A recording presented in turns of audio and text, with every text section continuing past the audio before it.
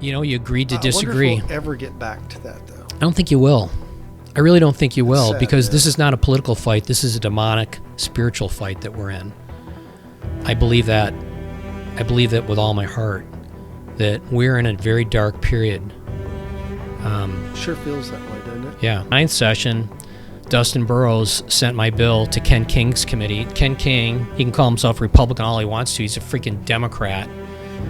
He killed my bill in State Affairs Committee. I don't know how you sleep at night, understanding what we're doing to little boys and little girls to transition them, to cut their dicks off. Sorry, I have to say that, I get it. or to cut their breasts off.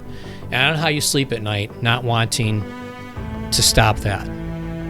So even after we banned it, seems unusual to me. Even after we banned on Senate Bill 14 out of the 88th session, even after we banned it, Texas Children's was still doing it. They were still doing it. Two doctors, one doctor and one nurse came out as whistleblowers. And these are kids under 18, right? Oh, these are little kids. Really? These are little kids, yeah. Because the San Jacinto River Authority has been tasked, their primary mission, why they were set up, was not to sell water to Houston and the Montgomery County. Right. Their primary responsibility is to mitigate flooding. Are they doing it? No, they're not doing it.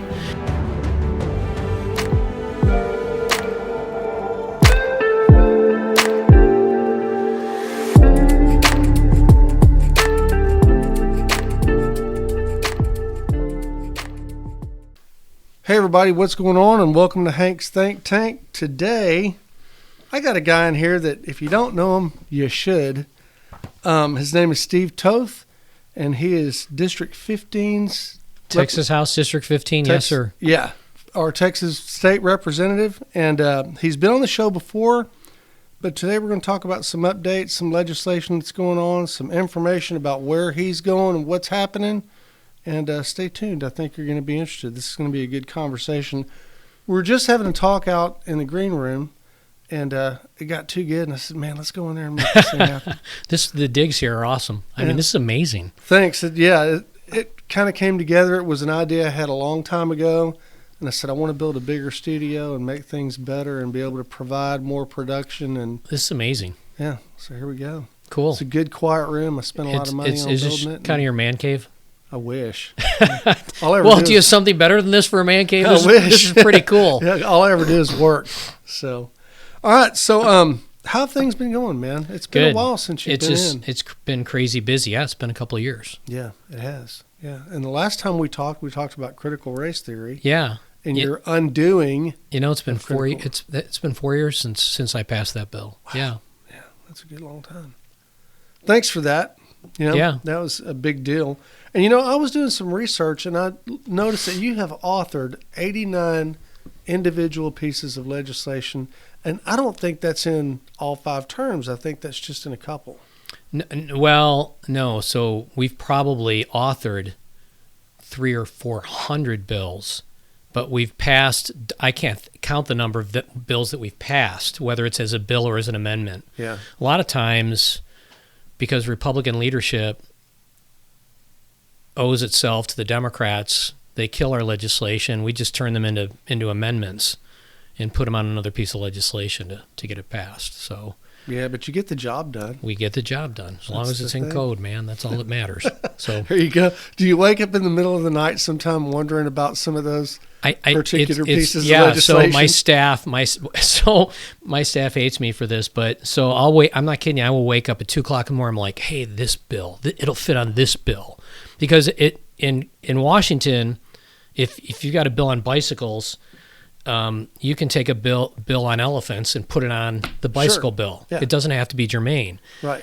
The Texas Constitution calls for germaneness with your amendment to the original piece of legislation, and so you're going through hundreds and hundreds and hundreds of bills in your head, and you're trying to figure out which one. It's like fitting a puzzle piece together, right? And you've got to figure out which one can fit, and then who are your allies to help you get it passed. Wow. And so at 2:00 in the morning, yeah, I will. I'll wake up and I'll send Jennifer a text message saying, pull this bill, get Patrick to pull this bill, and let's see if we can make it fit inside. I bet that's the structure. I don't call him, though. I don't call him, though. It's got to be tough to follow just to be able to make sure things fit. it's weird because it's not, people say, and the governor will say, Rick Perry used to say, it's just a part-time gig. It's not a part-time gig. We're the 7th largest economy in the world. And all this stuff is weighty, and you've got to throw everything you've got into it, Right. or else you won't get anything done. Yeah, and you'll just be spinning your wheels. Yeah, I get completely. it. Okay. So when we were talking, you had mentioned that you're going to be doing something different moving forward. Let's talk about that a little bit. Yeah. So July 15th, and actually it was July 8th, we were going to announce that we were running for Congressional District 2, but it was just shortly after Kerrville, and we pulled the plug at the last minute and decided not to do it, put it off a week, and I thought, how am I going to get everyone to come back a week later? Right. Well, we held it at Grace Woodlands Church, and we had over 500 people in attendance for it, and it just could not have been any more exciting. But I'm running against Dan Crenshaw for Congressional District 2. Wow. It's a big move, man. It is. So he was challenged 2 years earlier in the primary, and a real good guy by the name of Jameson Ellis ran against him. He sat where you sat. sat. Yeah, and Yeah, he's a good guy. Jameson had a real hard time raising money. Right. And subsequently didn't spend any money, but he still got 43% of the vote. Who gets 43% of the vote against a sitting member of Congress when they have spent several $1 million defending the seat? I mean, that's crazy, and it just tells you that for him that there's blood in the water. Yeah, I get it. His. And I never went back and looked. I didn't realize Jameson won 43%. That's astronomical. It's crazy. Man. But that's where he is. I mean, that's where Dan's at. Like, if you look at his Right. unfavorables in polling, there's only one person that has higher unfavorables in the state of Texas than John Cornyn. It's Dan Crenshaw. Why is that? I think it's been a series of things. I think, first off, when he came in, we had really high expectations. I mean, we were really excited. There's a guy running from the Texas House that was kind of the golden boy that the establishment was behind. I didn't really like him. I thought, albeit a really nice guy, but kind of squishy.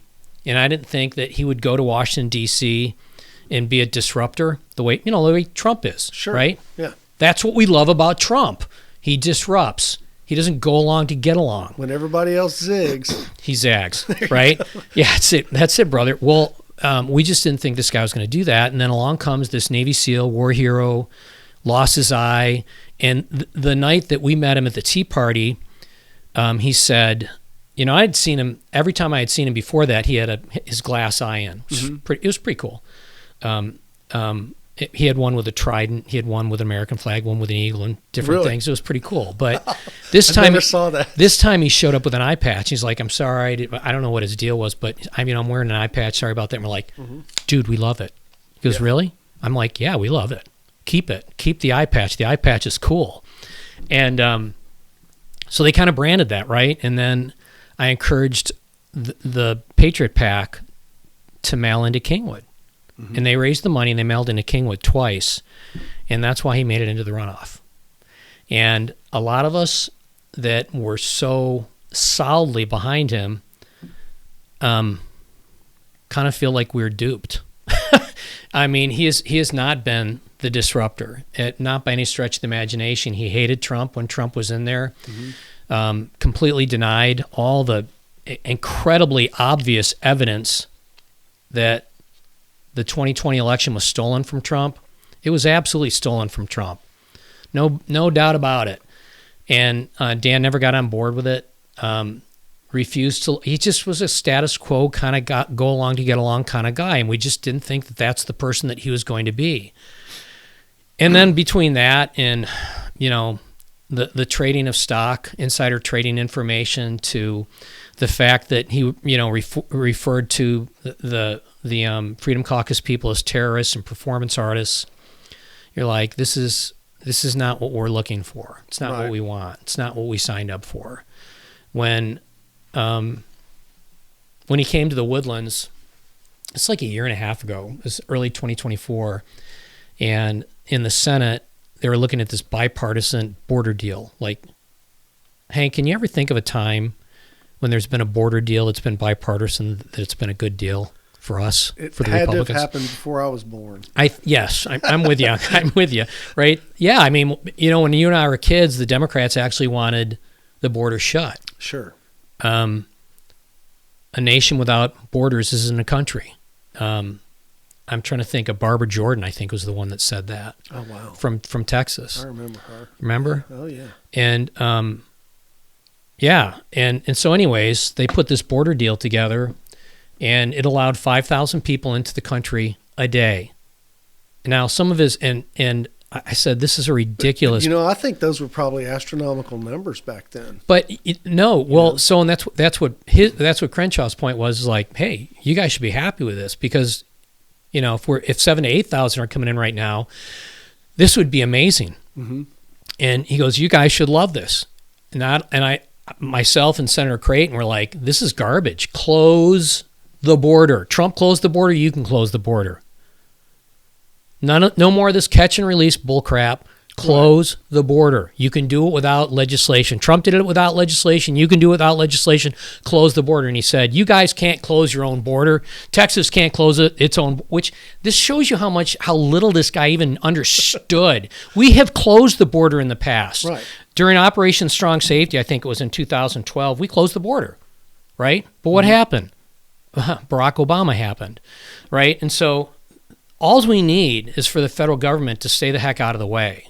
If you're not going to close the border, Texas will close the border. We have the capability of closing the border. Just stay out of our way. And be an advocate for us, Dan. Be an advocate for us and stand up for your state and tell Biden to stay the heck out of the way. But he wouldn't do it. In fact, he wanted to be part of this bipartisan deal.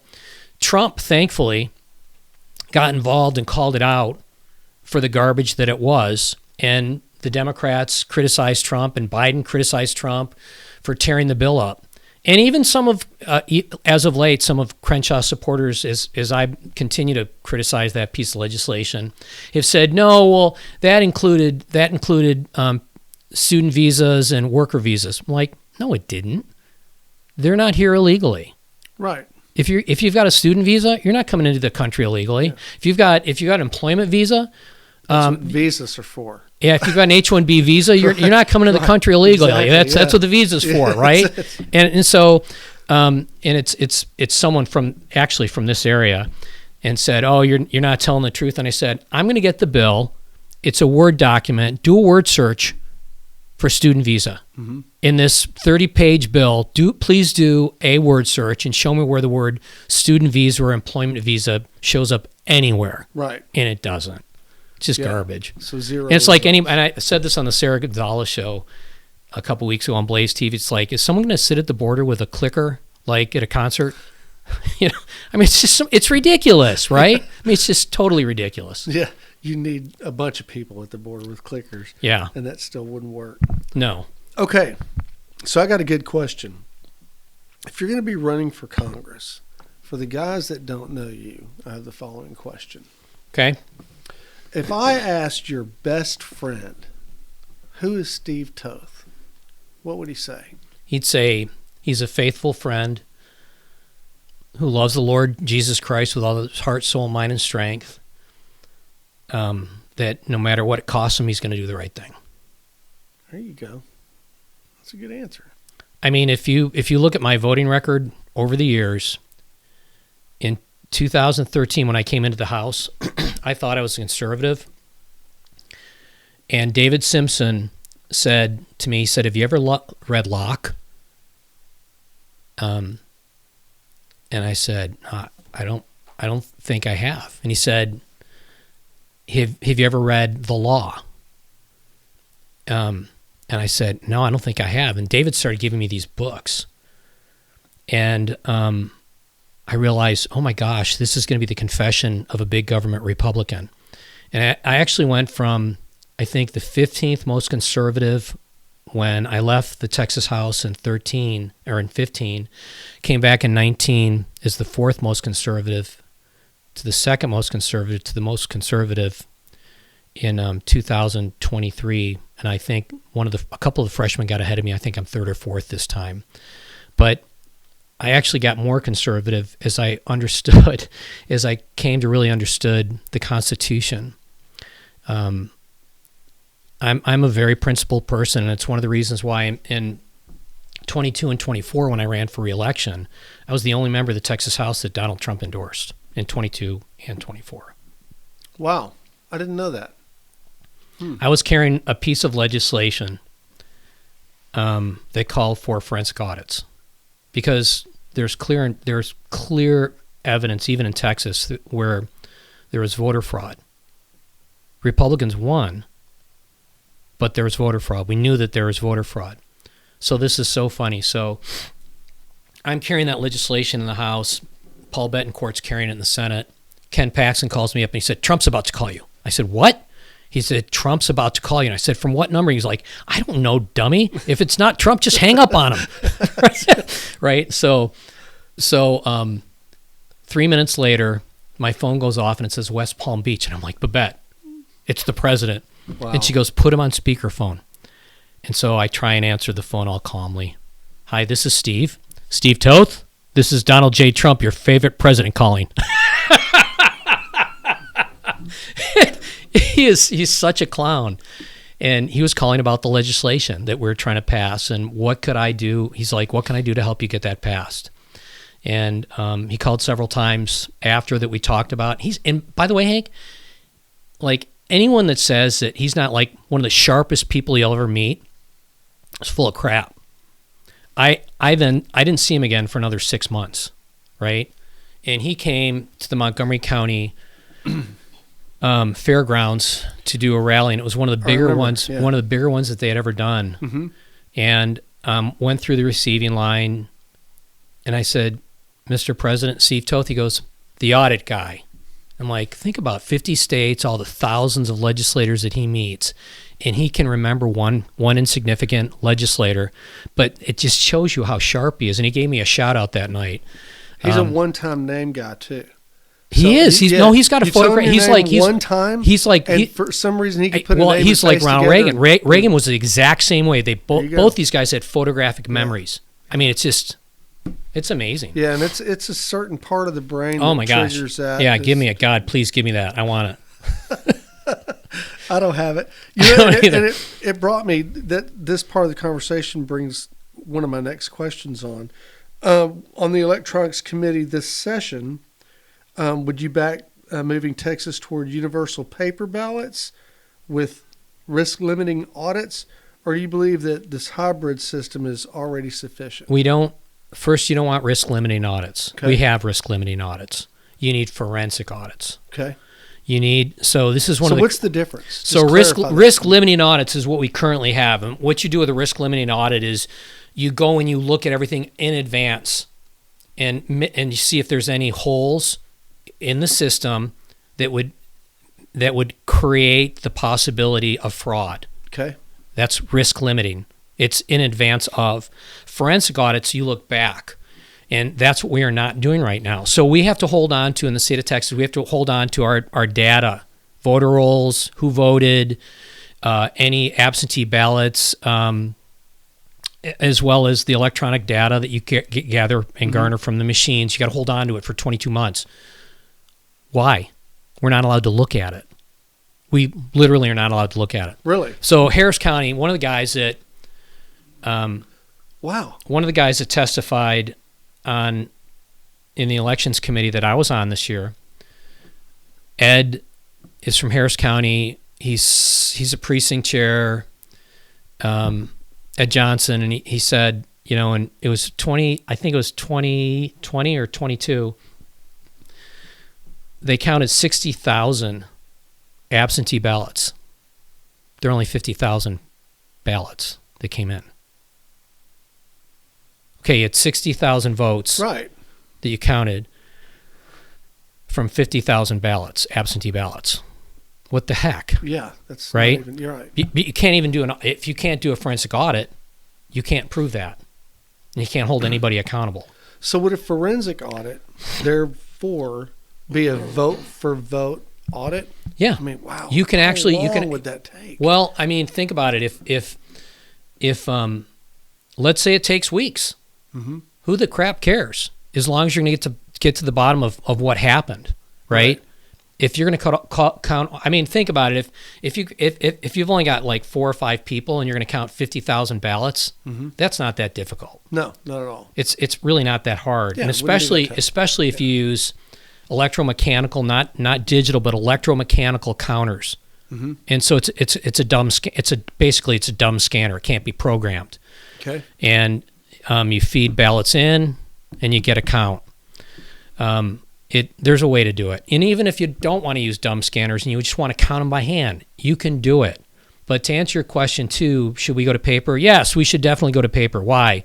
The vast majority of the fraud that's occurring right now is absentee ballots. That said, is there still electronic and digital fraud? Yes, there is. There's definitely electronic and digital fraud. And at the end of the day, even if you could make an argument that there wasn't any digital fraud, the reality is that both Democrats and Republicans do not trust voting machines. They don't. I mean, Stacey Abrams in Georgia, what did she say? She said, the election was stolen from me.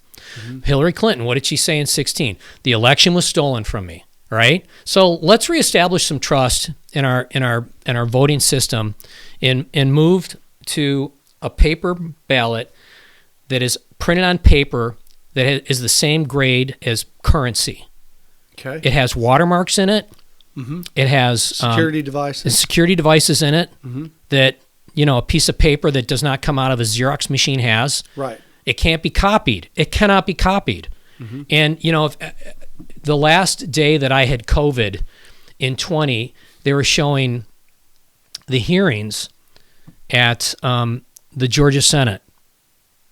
And they were holding up 2 pieces of paper. One was the actual ballot, and one was copied on a copier. And he said, this is an actual ballot. Under scan electron microscope, you can see how it's been tri-folded to go into an envelope. How can you tell that? Well, in the scan electron microscope, you can see that the fibers are broken where it was tri-folded. Makes sense. This one has no breaks, no cracks, no broken fiber. Why? Because it's never folded. This one is done with ink. This one is done with toner. You can tell under scan electron microscope the difference between an ink image and a toner image. This is fraudulent, and yet these were counted on behalf in Fulton County on behalf of Joe Biden. And look at 99% of them are for Joe Biden, not Donald Trump.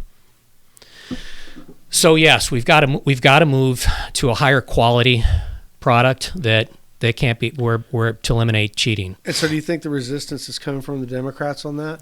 Completely. So this year, I used my seniority pick and removed myself from appropriations for 2 reasons. One, the appropriations process in the state of Texas is a joke. You're there to rubber stamp what bureaucrats and the big 3 have put in place. You have very little say on appropriations. I've been fighting it for 3 sessions now, and I decided to use my seniority pick to move over to elections. And one of the bills I had 2 bills that I wanted to put forth. One was the forensic audit bill, and the Democrats killed it with the help of Matt Shaheen, who's the chairman of the committee. But the one that they focused on killing and was a bill that I've put forward every single session, which is the vast majority of the fraud is absentee ballots. Go to Philadelphia after the 2020 election. We flew multiple attorneys. The Freedom Caucus flew multiple attorneys to Philadelphia. We interviewed hundreds and hundreds of people that were deposed. Okay. And they showed up to vote, and they were told, these Republicans were told, you've already voted. What do you mean I've already voted? Yeah, you voted absentee. I'm like, no, I didn't. And what they do is they go after older Americans that they know like to vote on Election Day, which is why Donald Trump said, vote early. And their vote was stolen through an absentee ballot.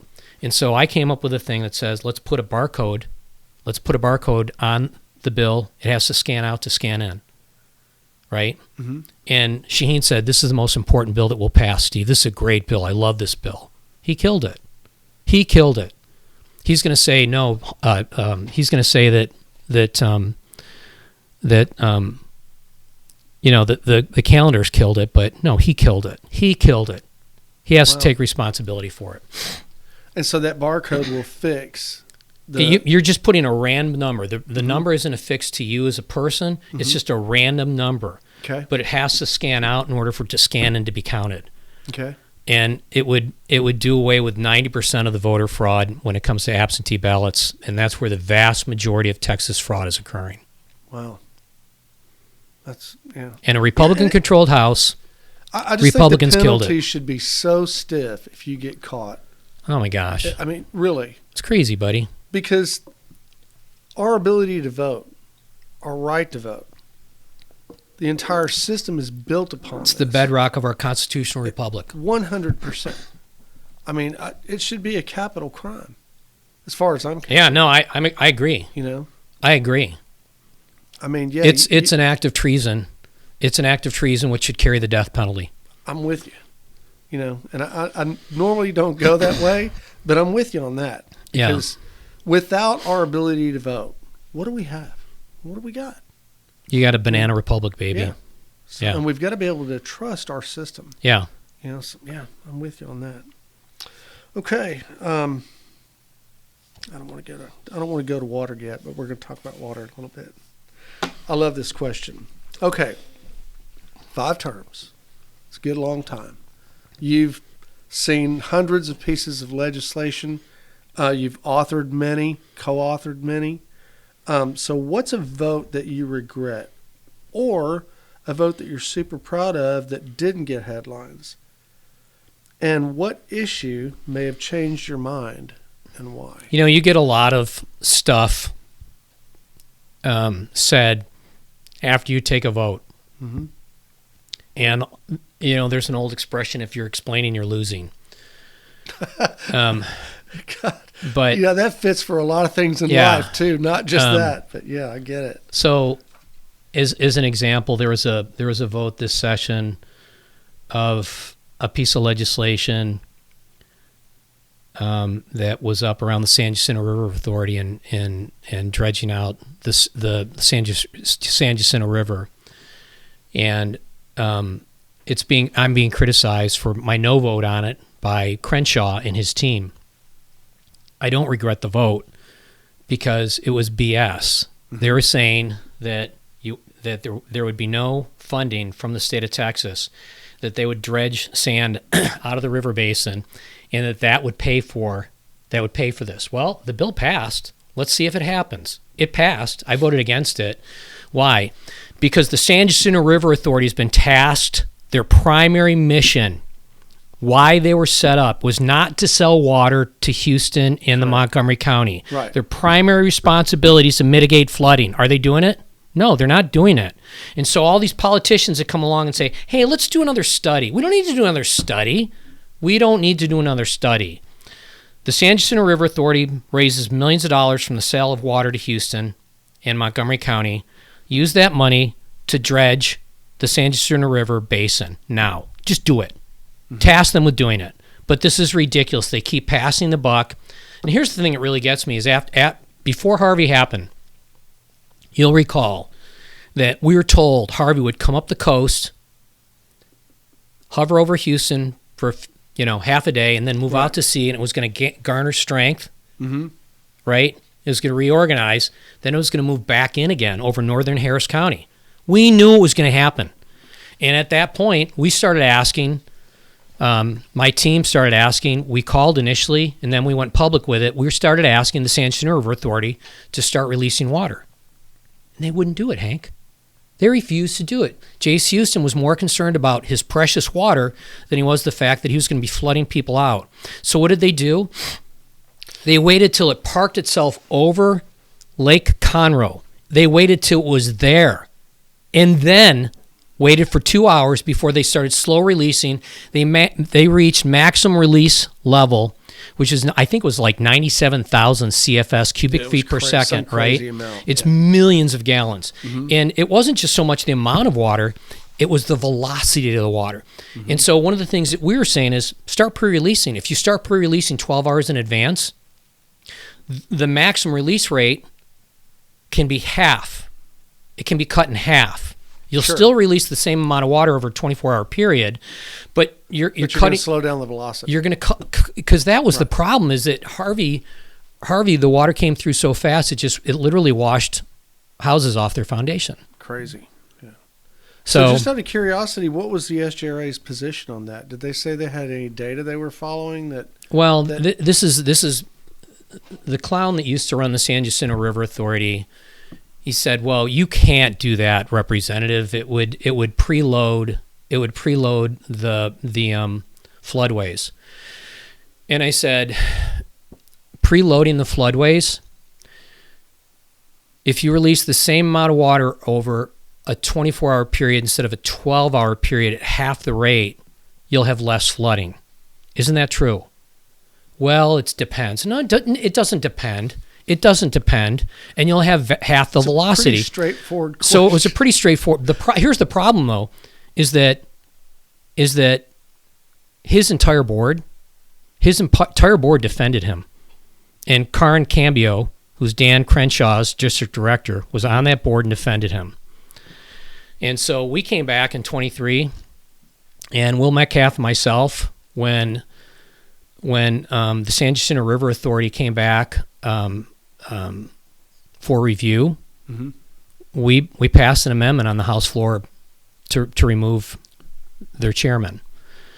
And Will carried it because he was on the Sunset Commission, Mm-hmm.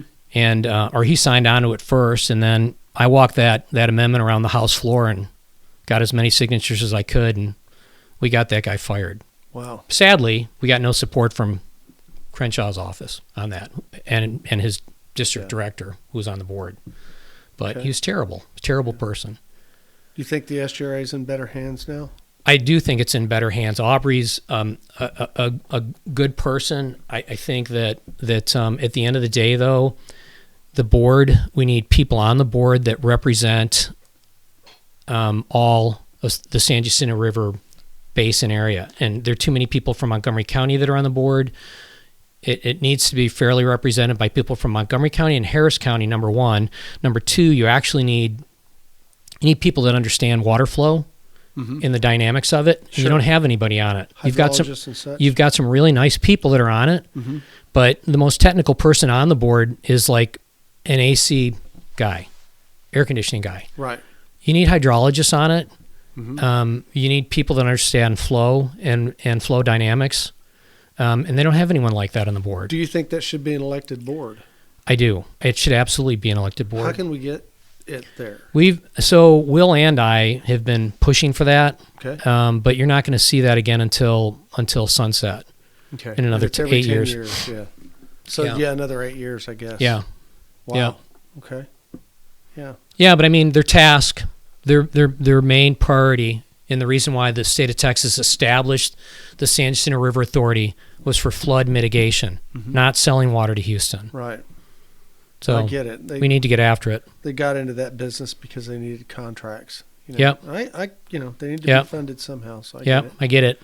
And then the whole GRP thing just was a debacle, But I think that, and I could be wrong, but I think that the SGRA was just as much a victim in the whole GRP thing that everybody else was too. Because they kind of got stuck with what they have. Yep. I just hope that we're going to end up getting something out of it. And when I say we, I mean Splendora itself, because right now we're in the GRP, we pay the fees, we get nothing in return. Zipola. Not a damn thing. So I'm hoping that eventually we'll be able to get some surface water, even if they truck it in or figure out another way to get it to us. Just something. Yeah, it would be awesome. All right, property tax relief dominates every session. What's the one structural change you would champion that helps homeowners in House District 15 without shifting the burden to small business? So that's the big problem. That's the biggest issue that I have with what we're doing right now. Mm-hmm. There's been a slow shift over to small businesses that have no protection. They have no representation. Right. We're supposed to be a nation and a state. Taxation You're not supposed to have taxation without representation. Small businesses have no representation in Texas at all. Mm-hmm. And yet we take everything that we're doing relative to tax relief and we throw it all into the homestead exemption, mm-hmm. which shifts it over to small businesses. Texas, the Texas miracle, and the reason why we're so successful is because the Texas Miracles is absolutely energized. It is empowered by small businesses. It's energized by small businesses. They create 80% of the jobs. Coming out of the 2008-2009 recession, 40% of the jobs created in the state of in the United States came out of Texas, all because of small businesses. So what do we got in small businesses? What do we got in big business, enterprise level businesses? Well, you're coming into a state now that has the second highest sales tax, mm-hmm. the highest property taxes. We have a franchise tax. I mean, it's just, we're not the tax haven that we used to be. And the only way we can turn this around, Hank, we've got to start limiting local government spending. And we've got to limit state spending. That means we've got to stop going after shiny objects. Like what? Well, when the big three want to bring Hollywood to Texas, mm-hmm. and they want to spend hundreds of millions of dollars bringing Hollywood to Texas. Why do we have to do that? Is that the role of government? Right. Is it seriously the role of government? It's not. It's not. The role of government is to defend people. It's to defend life and liberty and property. That's the role of government. Life, liberty, and property. And we're making it hard to maintain property and hold on to property in the state of Texas. We're taxing people out of their homes. You know, this thing about, well, it's a $140,000 homestead exemption. Who lives in a $140,000 house? I don't, that's for sure. No. Yeah. So, yeah. We had look, there's a way to do it. The Texas Public Policy Foundation, 3 sessions ago, Dr. Van Skin came up with a formula. He said, if you just hold spending to population adjusted for inflation, don't let it grow above that. It'll grow at about 3% a year. Mm-hmm. The budget would grow at about 3% a year. If you then just leave the tax structure alone, don't change anything, it'll come in at about 8% above spending. And you just take that money, 70% of it, and you buy down the property tax. If you do that every single session, in 10 years, you'll completely wipe out M&O, which is your school tax. It's right. 60% of your tax. If you keep going over the next 5 years, you'll eliminate property taxes in Texas. There's a way to do it, but you got to be disciplined. So where would that additional funding come from then if it wasn't for property taxes? Because it's, I mean, you're talking. You don't need additional funding. That's what I'm trying to tell you. What Dr. Van Skin said is that. Mm-hmm. Right now, like we came into this session with what, a $20 or $30 billion surplus, mm-hmm. right? Can you imagine if instead of growing spending by 7%, we only grew it by 3.5%? Be awesome. And then you take that, instead of 20 to 30 billion, you've got 30 to 36 billion, and you instead of buying the property tax down by 12 billion, you buy it down by 30 billion. And you do that every single year. And if you do it for 10 years, it will buy down your M&O, your maintenance mm-hmm. and operation, right. which is 60% of your property taxes. If you do it for another 5 years, then within 15 years, it completely eliminates the property tax. That's the trajectory that Florida's put itself on. But it requires fiscal responsibility. We don't have a revenue problem in Texas. We can eliminate property taxes if we just control spending. And Republicans are unwilling to do it. Wow. I can't imagine a life where I don't have to pay property taxes. I know. It's crazy. Yeah. Because it honestly, you know, and there's a lot of rhetoric online about this on Facebook and TikTok and stuff like that you never really own your property, you're renting it from the government. And it makes me feel that way for whatever reason that exists, and it does make me feel kind of like, hey man, I worked my ass off for my house. I know. And I paid it off. It's done. You know, so why do I still have to pay? It's, you know, and then school taxes hurt a lot too, but school taxes are astronomical. Crazy. Okay. I love this question. You're presently serving your 5th term. 5 terms, that's crazy. Says a lot about you. What is the one thing that you've learned about politics that you didn't know going in? When I came in 2013, we were the biggest freshman class of Republicans since the Sharpstown scandal. Wow. And it's funny, we all met. I drove to North Texas, it seemed like every other week. This is months and months leading up to it, right? A bunch of us, we knew we didn't have any challengers in November. So, I mean, it started May 29th when we won our primaries. That was when the primary got pushed back from early March to mid-March to early April to early May to May 29th because of the lawsuits from redistricting. Right. And there are probably 12 or 13 of us that didn't have a challenger in November.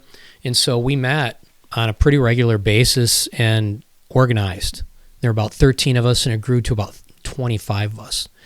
And we didn't have the creativity to call ourselves the Freedom Caucus. We called ourselves the No Name Caucus. Okay. Pretty silly. Sure. I like it. But we thought, my gosh, they're going to be so excited to see us coming in. I mean, the Republicans are just going to be totally jazzed that we're here. Yeah. Good conservatives that are here to support them. Because, of course, that's all they want to do is just, Hank, they just want to advance conservative legislation because they just care about the people and the children. That's it. And so, yeah, that was a bit of a B-slap when you find out, wow, these guys would rather work with the Democrats than conservatives. And, a lot of us were just frozen out of the party. And I think it's the reason why we were so excited to see Donald Trump, because Donald Trump made it cool to be conservative, Yeah. Yeah, I get it. and to actually believe in what your party preaches. Yeah, there you go. All right. What single piece of legislation that you've authored would you consider to be the most important or the biggest victory for Texas? I don't know. It's a tough one. I don't know if it's... That probably is a tough one. Because I I'll know tell you've dealt with a lot of different pieces that are important. Yeah. Okay. I'm going to back. I'm going to back into this. Okay. In 2014, Republicans were winning elections with 20 and 24-point margins. Mm-hmm. Right, statewide. The governor, lieutenant governor, the attorney general, Paxton won with 23-point margin. I think Abbott won with a 24-point margin that year in 14. Now we're winning with 5 and 7% margins. Why? Is it people moving into the state? No. 70% of them are voting Republican. We're still a Republican state because of Republicans moving into our state. Mm-hmm. We're losing it because of our children. And so I guess advancing the critical race theory bill 4 years ago and getting that passed, that was a fight. Like, my gosh, that was a huge fight. But we got it across the finish line, and then we strengthened the bill in special session. But this session, session before last session, we Senate Bill 14 that was carried by Tom Oliverson in the House. I joint authored it with him. I carried it the session before that, but we wanted doctors to carry it in the 88th session so that, because we're talking about a medical procedure being banned, the chemical castration, the surgical castration, let's call it what it is, genital mutilation. And I was excited that we got that bill across the finish line. Unfortunately, we didn't ban social transitioning as well, where a kid goes to school and the teacher calls a biological male by a female name, where a teacher allows a child to dress in opposite sex clothing, allows them to use opposite pronouns, and so on and so forth. That's gender affirming care, right, in our public schools. And so we didn't get it done in the 88th session. The 89th session, Dustin Burrows sent my bill to Ken King's committee. Ken King, he can call himself Republican all he wants to. He's a freaking Democrat. He killed my bill in State Affairs Committee. I don't know how you sleep at night, understanding what we're doing to little boys and little girls to transition them, to cut their dicks off. Sorry, you have to say that, get it. Or to cut their breasts off. And I don't know how you sleep at night not wanting to stop that. I don't, because you listen to all the detransitioned kids that have come and testified before us how their lives have been just absolutely ruined by this. There's no going back from that. There's no, and the parents will say, "Hey, Steve, it's completely reversible. The chemical you go off the Lupron, you go off the testosterone, and everything." It's not. It's not how it works. It's not. You go through puberty, and if you miss it, it's like missing a bus. Okay, and so what we did this year, I had a bill to ban it. Got sent to the State Affairs Committee. And it got killed in State Affairs, even though I had 4 joint authors from the State Affairs Committee to join on to the bill that wanted to support the bill. Ken King still killed the bill. He's awful. So what we did was got patient, and we started looking for another bill. This is my 3 o'clock in the morning thing. And finally, the right bill came along, and late at night, I sent Patrick, who is my chief of staff in session in Austin, and I said, let's look at Senate Bill 12. Or was it 12? Yeah, I think it was Senate Bill 12. It was the Parental Bill of Rights. And we took my legislation, we started crafting it so it could fit inside Senate Bill 12, which is the Parental Bill of Rights. Weave it in. And we weaved it in, and we got it done. And so I think that's the one I'm most grateful for, because it's absolutely going to stop these leftist teachers from indoctrinating these kids into the trans cult that is. It should be called trans Tifa. They're willing to kill over the maniac piece of garbage that shot Charlie Kirk was part of that cult. The people that are shooting up, the kids that are shooting up these schools are part of the trans cult. It's demonic.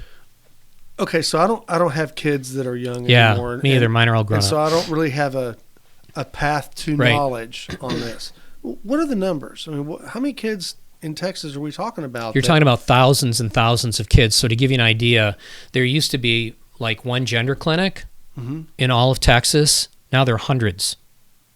Hundreds. Really? Hundreds. So even after we banned it, seems unusual to me. Even after we banned on Senate Bill 14 out of the 88th session, even after we banned it, Texas Children's was still doing it. They were still doing it. Two doctors, one doctor and one nurse came out as whistleblowers. And these are kids under 18, right? Oh, these are little kids. Really? These are little kids, yeah. It's going on left and right, yeah. Does it require parental consent? I mean, what? Well, it should. So if you're going through Texas Children's, it does require parental consent. But like at Bel Air High School, as an example, this was going on with a kid for 4 or 5 months. A little girl that was being called by a boy's name, and every time she would hand the paper in, the teacher would take a red pen, cross out her name, write in a boy's name, and then finally said, "I'm going to dock you on your grade if you hand it in, your paper in again with your biological name." So the teachers are deciding which kids are going to be... Well, because the kid was showing gender dysphoria earlier, right? She worked through it. She worked through it and realized, okay, this is stupid. This is not who I am. This isn't who God made me.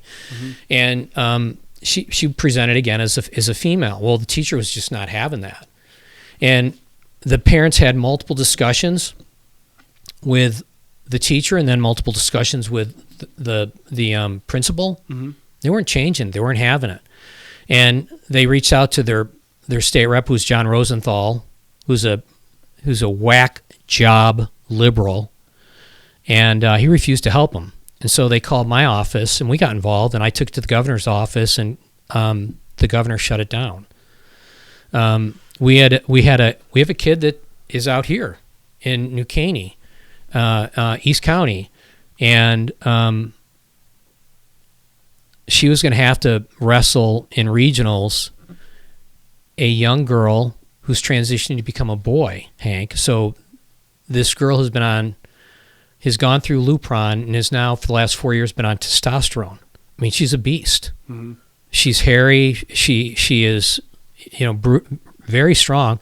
Crappy wrestler, I mean, terrible wrestler. No technique. Slow. She's sluggish, but she's just brutally strong, and she brutalizes these kids, and so yeah, we got. I mean, biologically, females are females. I mean, their bone structure. They are, you but know what I mean? yeah, they are. But when you put one on testosterone, Yeah, I can. Yeah. right? They're never going to have the kind of muscle mass that a man would. Right. But they'll have muscle mass that significantly outpaces a biological female. But they took it to us, and we went to town on it, and we got her kicked out. It blows my mind to think that life, just life itself, has gotten this complicated. You and I are about the same age. This kind of stuff didn't happen when we were kids. Yeah, it was when you and I were kids, it was make sure you're home by the time the street lights come on. That's it. And mom and dad had nothing to worry about. No. When you and I were kids, politically, the only difference between a Republican and a Democrat was you debated on how big the social safety net should be. Mm-hmm. Democrats fought for welfare. Republicans stood up for workfare. I'd never look at a Democrat and say, wow, you're evil because you believe in welfare. Mm-hmm. And I don't think they'd look at a Republican and say, you're evil because you believe that people should have to work in order to get money. You agreed to disagree. I wonder if we'll ever get back to that, though. I don't think you will.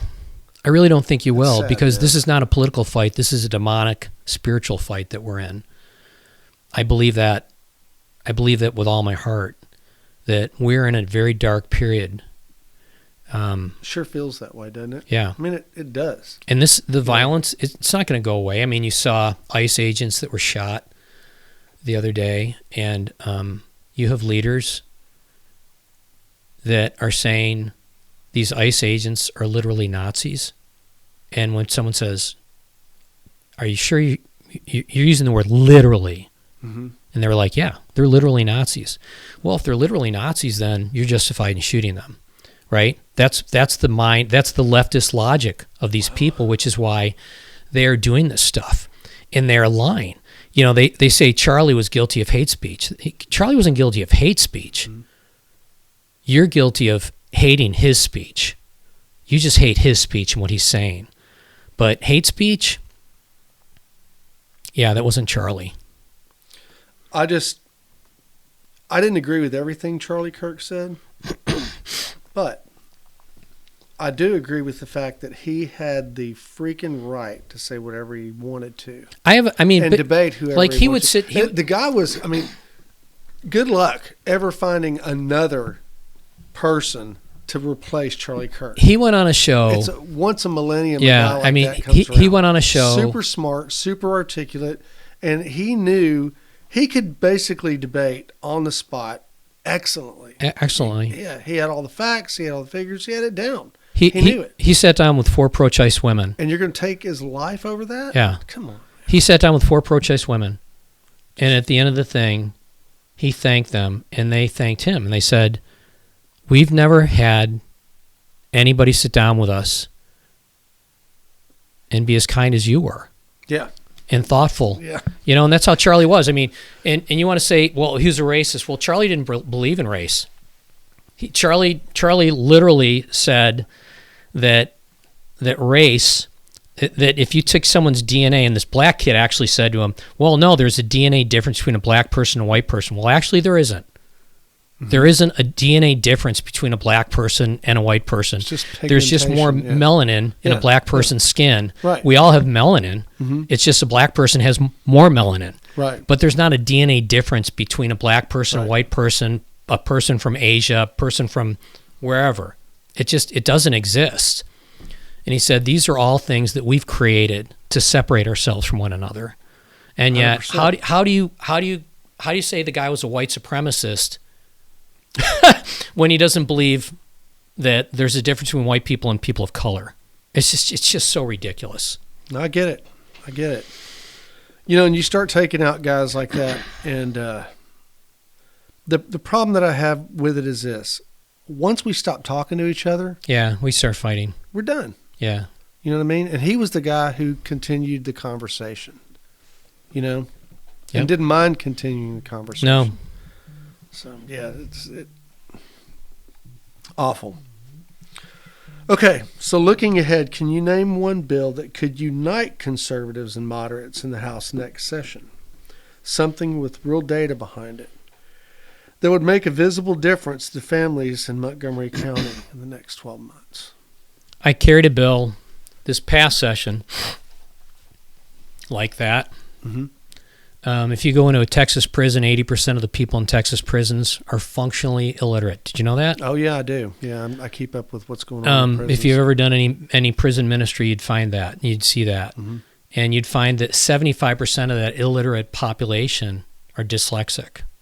I didn't know that. Yeah. So a couple huge mistakes that educators made 30 years ago. They eliminated cursive writing, mm-hmm. and they eliminated phonics. Really? And so, yeah. I didn't know they eliminated phonics. Oh, my gosh. They eliminated phonics 30 years ago. Yeah. So, wow. Yeah. So how's all that there's work? this woman that came along by the name of Lucy Calkins, and she developed this thing called whole language. It's sight reading. And you threw phonics out the window. Okay. And so dyslexia, everyone thinks that we see letters backwards. We don't see letters back. I'm dyslexic. Okay. We don't see letters backwards. We just have a decoding issue of recognizing B's and D's, P's and Q's. So like a lot of dyslexics, we print in capital letters because B's, D's, P's and Q's all look different, right? Right. And so... and that actually makes sense. Yeah. I never thought of it like that. Yeah, so... Yeah, okay. 30 years ago, 1 in 20 kids was dyslexic. Now it's 1 in 5. Because learning phonics, learning how to write cursive, helps the brain decode Mm-hmm. those letters. Because they look different. They look different. A P and a Q looks completely different in lowercase in cursive, Mm-hmm. right? 100%. And so those are all things that go into your brain that help you with this decoding issue that you have as a child. Right. And so we quit doing that. So this past two sessions ago, 300 moms came into my office over the course of multiple weeks and said that they were getting behind this bill that required public schools, when parents requested it, to have their kids tested for dyslexia, and if they were found to be dyslexic, to get services. Well, back in 2013, if a parent came into my office and said, CISD refuses to grant services to my kid who's dyslexic, I would call Don Stockton. Don's like, I'm sorry, we'll figure that out. And they would. They would help the kid. Now you've got to literally sue Conroe Independent School District or any other district in the state of Texas if your kid's dyslexic in order to get services for them. So I passed a bill. I tried to pass it 2 sessions ago. It died. I got it passed this past session, or I'm sorry, in the 88th session. And it passed 144 to nothing. Awesome. So definitely a bill, actually 144 to 1. And but that was a bill that we all came together on where we're like, it requires schools to provide assistance to dyslexic children? Yeah, services. Awesome. Exactly. Yeah. Wow. And you think about this, why is this really important? Well, let's go back to what we just talked about, the fact that 80% of the people in our prisons are functionally illiterate. Mm-hmm. You drop out of school your sophomore year, what are you going to do? Because you can't read. What are you going to do? You're going to join a gang. Mm-hmm. After you join a gang, what's going to happen? You're going to get into trouble and you're going to become a ward of the state for the rest of your life. If we would just spend a little bit of money in public education through special education for these kids and giving them services, the chances that they're going to wind up in a gang and dropping out in their sophomore year is between slim and none. Agreed. I can agree with that. I did not know that percentage. It's that high. That's crazy. Yeah. Google search it. It's pretty much universal across the United States. Texas became the first state that's going to require our schools now, when parents ask for it for their kid is a problem reader, to be tested. If they're found to have dyslexia, then they have to give them services. Man, that's a hell of a good bill. Yeah, it is a good bill. It's an important bill. Yeah. Awesome. I like that idea a lot. Okay. Water. Agua. With a worldwide depletion of groundwater resources, what plans do you see on the horizon to answer this potential problem in Montgomery County? And what can you do to ensure that we have adequate drinking water supplies in the future? Kids, grandkids. What did they say? Whiskey's for drinking, but Water's for fighting over, That's right? That's it. Honestly, so I think we have too much. I hate calling wind and solar renewable because it's not. Right. If the wind's not blowing, you're not getting any wind energy.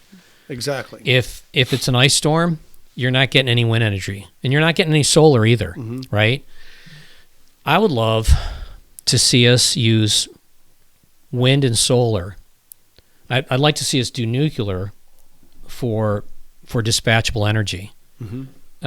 We now have these thorium-based reactors, and I'll get to the water in a second. These thorium reactors, this room, you could fit a thorium-based reactor in it, and you're using thorium instead of uranium. Why is that important? Well, you can cool it differently, number one, but number two, when it's spent, it can't be turned into weapons-grade material later on. So it's less of a national threat. But the key thing is, instead of cooling it with water in these new reactors, you cool it with liquid salt. And there are 3 of these reactors at A&M. They're building one at Texas Christian right now. Liquid salt? Liquid salt. So you can liquefy salt and it can act as a coolant. Well, why is that key? Well, in a water-cooled reactor, if a pipe breaks, what happens? You have a fallout cloud, a steam cloud that's contaminated with radiation. The fallout on that, is terrible. Well, the cool thing about this is that if a pipe breaks, the salt, as soon as it hits room temperature, it coagulates. Okay. Just it solidifies. It solidifies.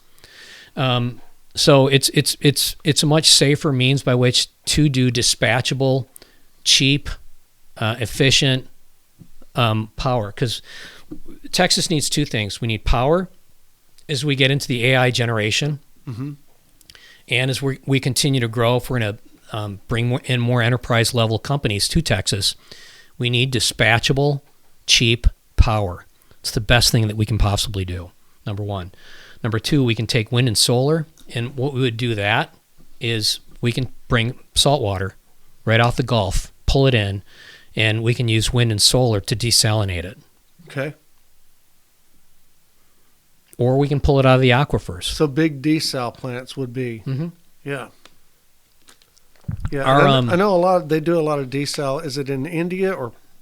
It's either in India or Saudi Arabia. I don't know. One of them are really big into desal. When Japan had that tsunami a few years ago, we parked an aircraft carrier off the coast of Japan, and we do this over and over again, and you're literally, that aircraft carrier can produce hundreds of thousands of gallons of water a day. Right, yeah, they have water just makers. Ocean water.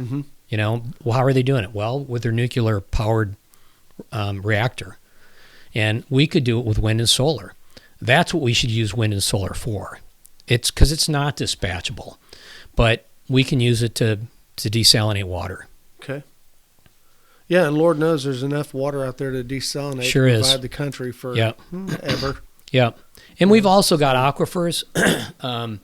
We have aquifers underneath Montgomery County and Harris County that are brackish. And Catahoula. Yeah. And it would be, it's probably, 1/5 the salinity level as the ocean. It's slightly brackish though, but we could desalinate that for a heck of a lot less. And multiple purposes, because it's hot. It's brackish and it's hot. Well, you could use it in a power plant as well. The water could go in to create steam, and you then take it and cool it and use it to desalinate. Okay. Wow. So do you see anything legislatively in the future that would point to any of that and try to pipeline it in? I joined the Nuclear Caucus this past year. I'm secretary of it. Okay. In the Texas House. I think that the most important thing first is energy, electricity, right? Because you can't desalinate without that, right? Correct, And so you got to have the electric source first. Okay. And so, again, one of the things that they're doing over in Europe too with wind and solar is they're using wind and solar to create hydrogen, right? So you can't. It's hard to store electricity. It really is. I mean, Sure. to say that you're going to build these massive batteries the size of houses, it's just not. It's not practical. But you can store hydrogen, right? And so you can use the wind and solar to take water and break it down into hydrogen gas. And it's one of the other areas where it's incredibly efficient. So whether we're doing that through thorium-based reactors or hydrogen gas, I think we first need more electricity. We've got to serve and settle the electricity question first. And Texas did a lot better this summer. We had a really hot summer, but we were fine. We didn't have any brownouts, didn't have any blackouts. Right. So, but we've got to stay at pace. We've got to stay at pace. Okay. So, okay. More work to do. One final question. Yes, sir. With the progression of AI going the way it is, how do you see that affecting things legislatively moving forward too?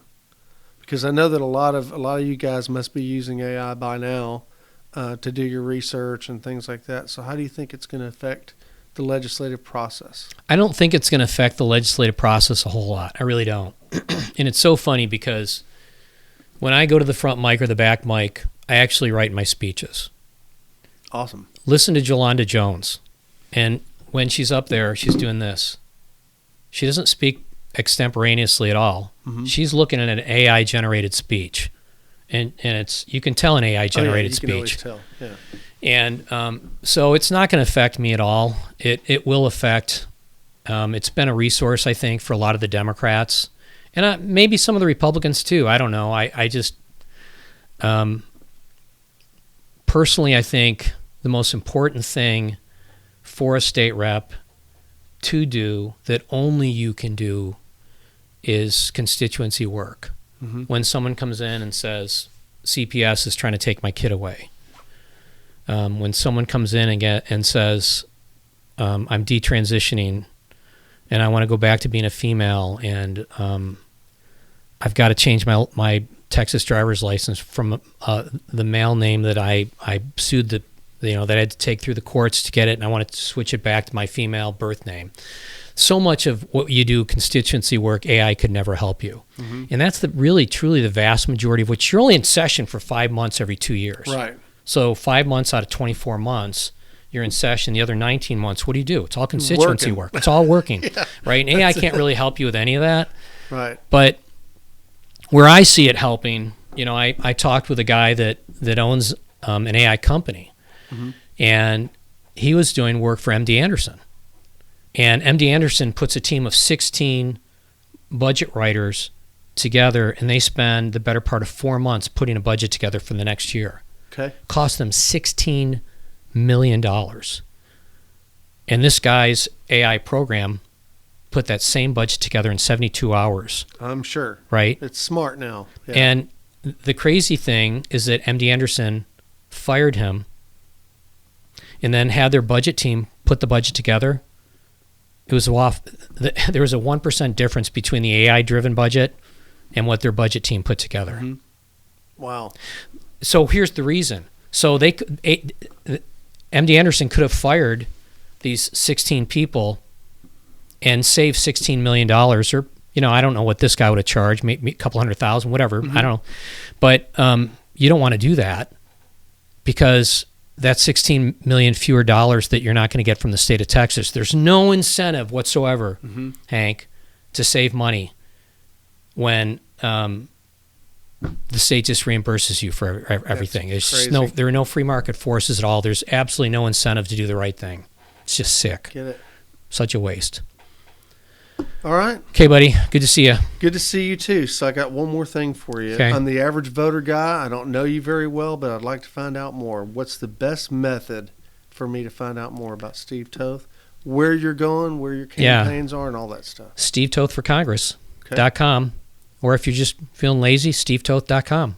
Okay. Bring you to the same place. Or you find me on X or social media, Facebook, Instagram, or you can call me, 281-770-7287. There you go. Man, I appreciate you coming in. Good to see you. Yeah, it's been a good day. Fun, yeah. So, and You always teach me stuff. You should be charging me for this. It's fun to be with you. So, all right, man. Well, thanks a lot. Cool. There you go. Thanks, buddy. There you have it, guys. Steve Toth. I hope this was a good conversation for you. I enjoyed it. And we're going to do it again soon. Take care, man. Thanks. Okay, man. All right.